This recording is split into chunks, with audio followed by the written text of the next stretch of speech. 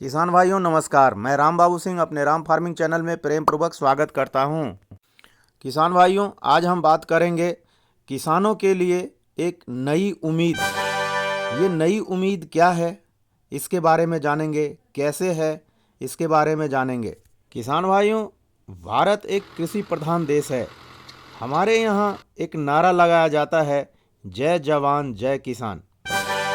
60% से ज़्यादा जनसंख्या डायरेक्टली और इनडायरेक्टली कृषि से जुड़ी हुई है। इसके बावजूद भी जीडीपी में कृषि का योगदान मात्र 18% है। हमारे देश के किसानों की हालत बहुत ही गंभीर है। आए दिन हमारे देश के किसान आत्महत्या तक करने को मजबूर हो जाते हैं। आपने कभी सोचा है ऐसा क्यों होता है? क्योंकि हमारे किसान के लिए खेती करना बहुत ही मुश्किल हो गया है। ज़मीन में वाटर लेवल काफ़ी नीचे तक पहुंच गया है। रासायनिक खाद एवं कीटनाशक की ज़्यादा से ज़्यादा यूज होने के कारण ज़मीन की उर्वरा शक्ति नष्ट हो चुकी है। क्लाइमेट चेंज हो जाने के कारण कहीं ज़्यादा बारिश होती है तो कहीं अकाल पड़ जाता है। बिना मौसम बारिश हो जाती है, जिस कारण फसल बर्बाद हो जाता है और किसानों को काफ़ी नुकसान का सामना करना पड़ता है। और तो और किसान दुखी तब हो जाता है जब इतना सहने के बाद भी किसान जो फसल उगाता है, किसान जो फसल तैयार करता है, उन्हें सही दाम मिल नहीं पाता है। किसान भाइयों, इसका समाधान क्या हो सकता है जिससे कि प्रकृति में फिर से सुधार हो जाए, मिट्टी की खोई हुई उर्वरा शक्ति पुनः लौट जाए और पानी की समस्या भी दूर हो जाए, किसानों का इनकम बढ़े तथा लोगों का स्वास्थ्य भी ठीक हो। जी हाँ किसान भाइयों, इस सभी का एक समाधान हो सकता है कि हम लोग मिलेट की खेती करें और अपने भारत में मिलेट क्रांति लेके आएं। किसान भाइयों, मिलेट को हम देसी भाषा में मोटा अनाज कहते हैं।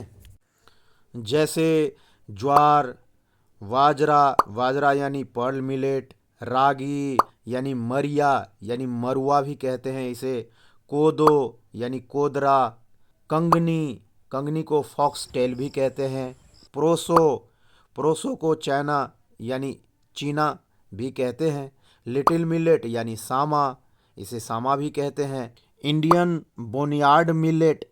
इस प्रकार के जो अनाज होते हैं ये मोटे अनाज में आते हैं, जिसे हम मिलेट कहते हैं। किसान भाइयों, इस वीडियो को अन्य किसानों तक, अपने सगे संबंधियों तक जितना हो सके शेयर करिएगा, ताकि हमारे देश में मिलेट क्रांति आ सके और मिलेट के उत्पादन एवं खपत होने से काफ़ी सारा देश के लोगों को एवं किसानों की प्रॉब्लम सॉल्व हो जाएगा। हमारी जो प्रकृति खराब हो चुका है वो प्रकृति भी अच्छा हो जाएगा, किसानों का इनकम भी बढ़ जाएगा, लोगों का स्वास्थ्य भी अच्छा हो जाएगा। किसान भाइयों, शायद आपको पता होगा, हमारे देश में एक बार बहुत बड़ा खाद्यान्न संकट आ गया था।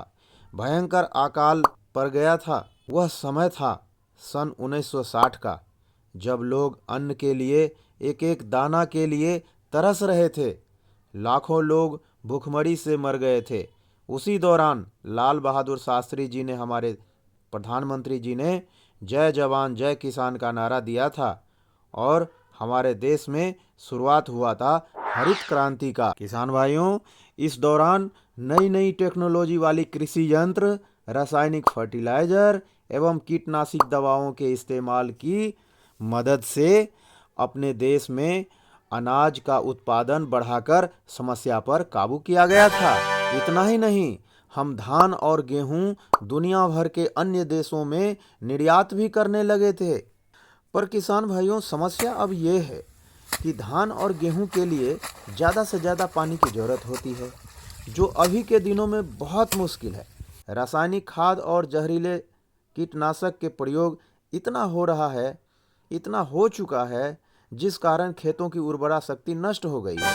किसान भाइयों को उपज से ज़्यादा लागत लग जाता है। किसान भाइयों, अगर इसी तरह खेती होता रहा तो एक दिन ऐसा समय पुनः आ जाएगा जब खेती के लिए पानी नहीं बचेगा और ज़मीन बंजर हो जाएगी और दोबारा से 1960 वाली खाद्यान्न समस्या से जूझना पड़ जाएगा। किसान भाइयों, इन सभी समस्याओं से बचने के लिए हमें मिलेट्स की खेती करनी होगी।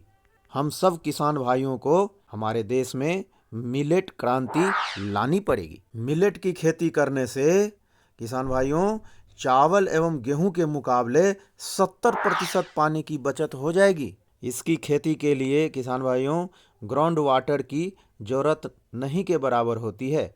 सरफेस वाटर से यानी बारिश के पानी से ही काम चल जाता है। ये गेहूं के तुलना में तैयार होने में बहुत कम समय लगाता है।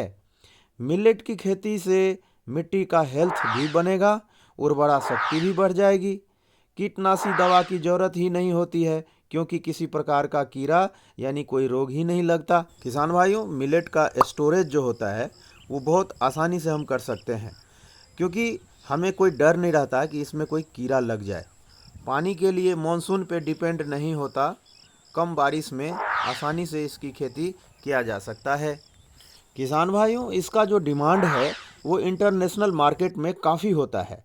एक्सपोर्ट का रेट भी बहुत अच्छा मिलता है। किसान भाइयों एमएसपी यानी कि मिनिमम सपोर्ट प्राइस जो गवर्नमेंट तय करती है, मिलेट के केस में तो डबल से भी ज़्यादा हो गया है, जिससे किसानों के लिए काफ़ी फायदेमंद हो सकता है। किसान भाइयों इसमें न्यूट्रिशनल वैल्यू भी बहुत अच्छा होता है। चावल एवं गेहूं की तुलना में 10 गुना ज़्यादा कैल्शियम होता है। प्रोटीन भी बहुत अच्छी क्वालिटी वाली होती है और इसमें भरपूर एंटीऑक्सीडेंट होता है। इस मोटा अनाज के सेवन से टाइप 2 डायबिटीज के खतरे को भी बचाता है। बीपी कंट्रोल करने में काफ़ी मदद मिलता है। किसान भाइयों मिलेट का उत्पादन जो पूरा विश्व में होता है उसका 40% उत्पादन हमारे भारत में ही होता है। अपने भारत देश में जितना भी उत्पादन होता है उसका मात्र 1% ही हम लोग एक्सपोर्ट कर पाते हैं। हमारा भारत 5वें नंबर पे आता है मिलेट के एक्सपोर्ट में। हमसे पहले 4 नंबर पे आता है रसिया, यूक्रेन, कनाडा और यूएसए। किसान भाइयों एक्सपोर्ट में हम लोग इससे काफ़ी पीछे हैं। ऐसा क्यों?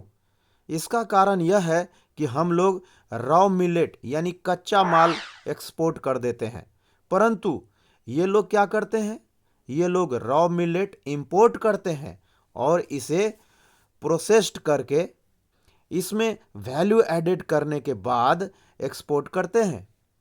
इन मिलेट से जो बनी हुई चीज़ें होती है जैसे ओट, उपमा, बिस्किट आदि का इंटरनेशनल मार्केट में काफ़ी डिमांड होती है। इस तरह किसान भाइयों मिलेट का जो डिमांड है, मिलेट का जो मार्केट है वो आज के डेट में तकरीबन 4.5 बिलियन का है और आने वाले दिनों में ये डबल ट्रिपल भी हो सकता है। किसान भाइयों बहुत ही खुशी की बात है कि यूनाइटेड नेशन ने इंटरनेशनल ईयर ऑफ मिलेट 2023 मनाया है। यानी 2023 को यूनाइटेड नेशन ने अंतर्राष्ट्रीय मिलेट साल के रूप में मनाया है। तो आप सोच सकते हैं इस प्रोडक्ट का यानी मिलेट का आने वाले समय में कितना ज़्यादा से ज़्यादा डिमांड बढ़ने वाला है। उन किसानों के लिए बहुत ज़्यादा फायदा होने वाला है जो किसान प्रोडक्शन के साथ साथ यानी कि मिलेट के उत्पादन के साथ साथ अगर वो रॉ मिलेट को प्रोसेस्ड करके कोई उत्पाद बना करके मार्केट में ब्रांड बना करके सेल्स करने वाले हैं। मजे की बात है किसान भाइयों कि हाल ही में हमारे प्रधानमंत्री जी ने संसद में मिलेट लंच का आयोजन भी किया था, जिसमें संसद के सारे सदस्य उपस्थित थे। इतना ही नहीं किसान भाइयों, हमारे विदेश मंत्री डॉक्टर एस जयशंकर जी ने यूनाइटेड नेशन सेक्रेटरी को न्यूयॉर्क में मिलेट लंच करवाया है। और किसान भाइयों के लिए हमारे गवर्नमेंट ने, हमारी सरकार ने काफ़ी सारा सब्सिडी भी घोषित कर रखी है। मज़े की बात और भी है किसान भाइयों, दुनिया भर में मिलेट फेयर यानी कृषि मेला लगाए जा रहे हैं, मिलेट कन्वेंशन किए जा रहे हैं, जहां दुनिया भर के बायर बुला करके किसानों से टाई अप किया जा रहा है।